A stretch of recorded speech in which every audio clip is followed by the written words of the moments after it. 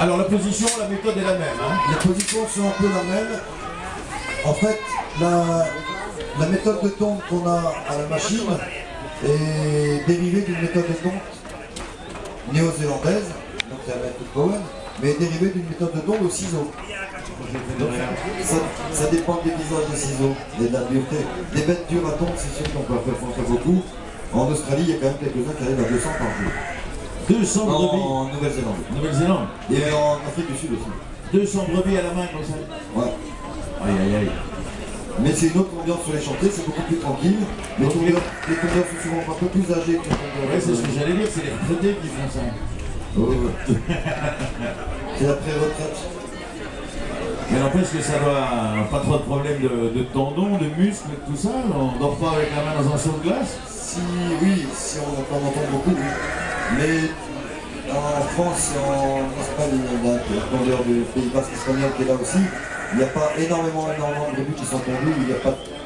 Il y a assez peu de tondeurs qui en font beaucoup. Alors je fais un petit intermède pour rappeler aux participants des éliminateurs seniors qui peuvent s'inscrire dès maintenant en Open. C'est Arnaud Magnon, Cédric Légoni, Marco Toisi, Franck Maroufin et Étienne Marcel peuvent s'inscrire en senior, en Open dès à présent pour participer aux éliminatoires. Je rappelle, ça va être un peu long, mais on le fait comme ça. Christophe Guibert, Sébastien Jobin, Jérémy Uraro, Miguel Exeberia, Joseba Ugalde, Arnaud Magnon, Cédric Légoni, Marco Toisi, Franck Maroufin et Étienne Marcel. Thomas Bafo, si un de ces 12 ne veut pas aller en Open, la place se libère pour Thomas Bafo. Alors si l'un qui veut faire la fête ce soir et pas être en demi-finale demain, ça pourrait permettre à quelqu'un de faire la fête plus longtemps. Même si le tondeur est capable de tondre avec une heure, pas peu de sommeil, n'est-ce pas? Alors on n'entend plus le clic-clic. Pourquoi? Ah, il faut aller à côté, il entend des clics. Non mais là, tous sont des ciseaux avec des amortisseurs. C'est parce que c'est chaud, c'est pénible au bout d'un moment? Oui, là ils sont... Ça fait clic-clic avec des ciseaux.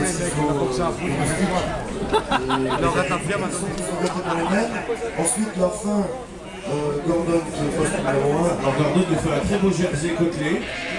On refait la tête de la brebis face au tondeur. On ne cherche pas à étirer la peau comme on va faire à la tombe pour éviter de blesser. On cherche à rassembler la brebis.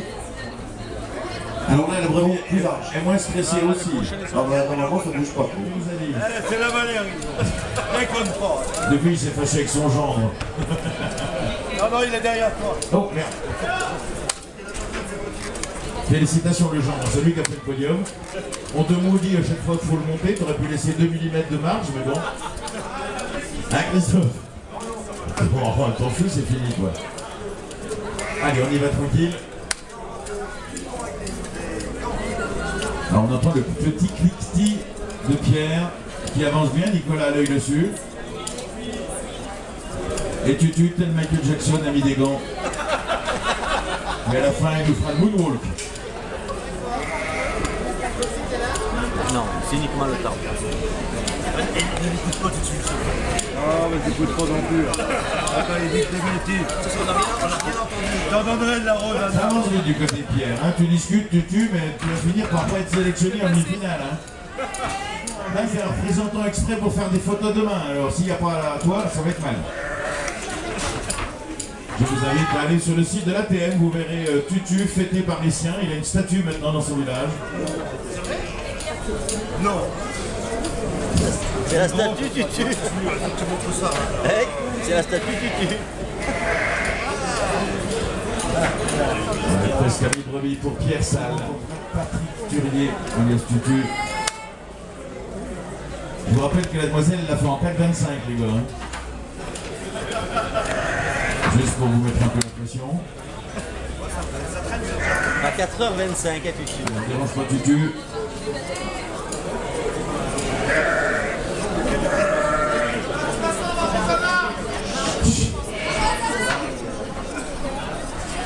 Pas de publicité pour des boissons minéralisées ici. Je crois que c'est pas sûr que ce soit de la boisson minérale.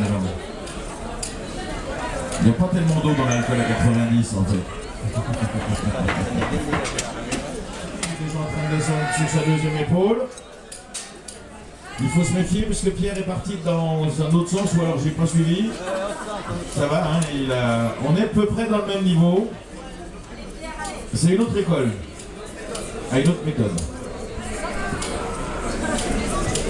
Alors n'oubliez pas qu'il y a encore les points qui sont donnés par les juges derrière. Alors là on ne juge pas les repas, on ne juge pas les fausses coupes. Qu'est-ce qu'on juge, Nicolas, en fait? Homogène, que la tonte soit homogène.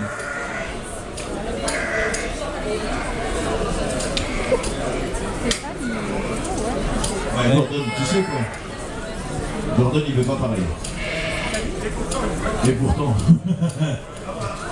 Non, je croyais qu'il allait parler. Donc ce qu'on va juger derrière, c'est qu'il n'y ait pas de blessure, évidemment.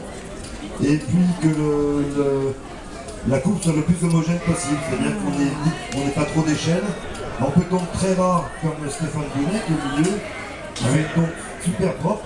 Ça s'appelle une échelle de pompier. Après, voilà, après il y a plus d'échelles. Donc ça va être jugé derrière. C'est ça qui va donner avec le temps. Et Tutu, il est bon niveau échelle ou sur l'échelle de... Sur l'échelle de Richter. En tout cas, sa Rosanna, elle est au bout. Je sais pas, je ne vois que son cul.